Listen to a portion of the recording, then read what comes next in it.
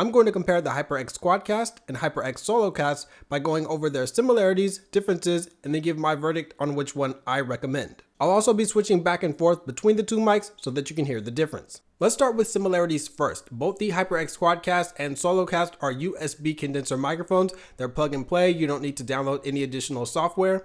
They're side addressed, so you speak into the side of the microphones. They both come with adjustable desk stands, and they have 3/8 and 5/8 inch threading so that you can screw them onto a boom arm without the need of an adapter. Both mics have a capacitive mute button on the top, and that'll turn the light off on the HyperX QuadCast, and on the SoloCast, it'll make the light blink. And as you'll hear in this review, they both have very similar sound. Now, as for differences, the HyperX QuadCast records in 4 different polar patterns. These are cardioid, bidirectional, omnidirectional, and stereo. That's why it's called the QuadCast, 4 patterns. But cardioid is the only one the overwhelming majority of people will need. That's the one that picks up sound from the front. I'm pretty sure the only reason they added the other 3 is so that it can compete directly with the Blue Yeti on the spec sheet.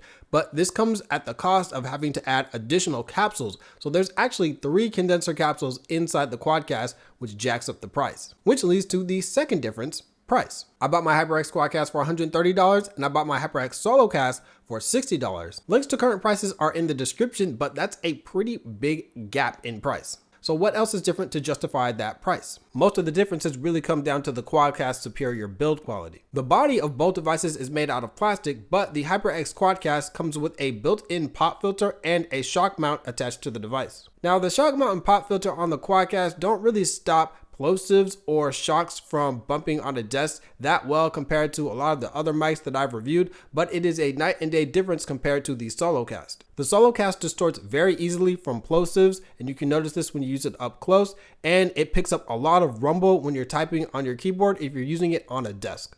Now, this is me speaking pretty close to the HyperX SoloCast. I'm going to do a plosive rejection test. Peter Piper picked a peck of pickled peppers. A peck of pickled peppers Peter Piper picked. Now, HyperX QuadCast. Plosive rejection. Peter Piper picked a peck of pickled peppers. A peck of pickled peppers Peter Piper picked. Now I've got both the SoloCast and the QuadCast facing me on my desk, and the keyboard is behind both devices. So now I'm typing on the keyboard, speaking into these microphones. This is what it sounds like typing with the SoloCast and the QuadCast. The QuadCast has a gain knob on the bottom, and it also has a headphone jack so that you can monitor your audio with low latency monitoring on the back, but there's no headphone jack or gain knob on the SoloCast. Lastly, the SoloCast is slightly less clear when it comes to certain high-end sounds. But I don't have a high voice and I don't play music, but I've borrowed a keyboard so that I can try to demonstrate this for you anyway.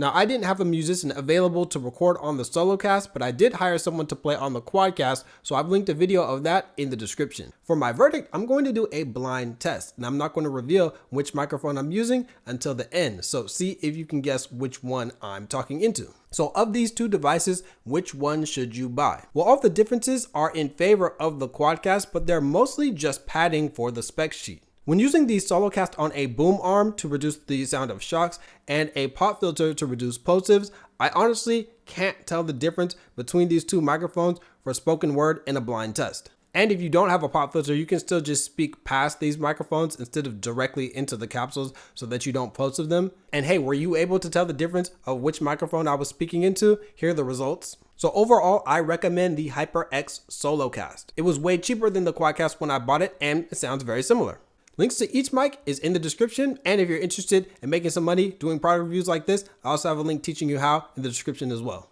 Now, I'll be comparing the SoloCast to a bunch of other budget microphones in a future video, but since you made it to the end, I'll go ahead and spoil it. The number 1 budget microphone I recommend even over the SoloCast is the Samson Q2U. It's a dynamic microphone that has good background noise rejection, and I'll link my comparison to it and the SoloCast once it's up.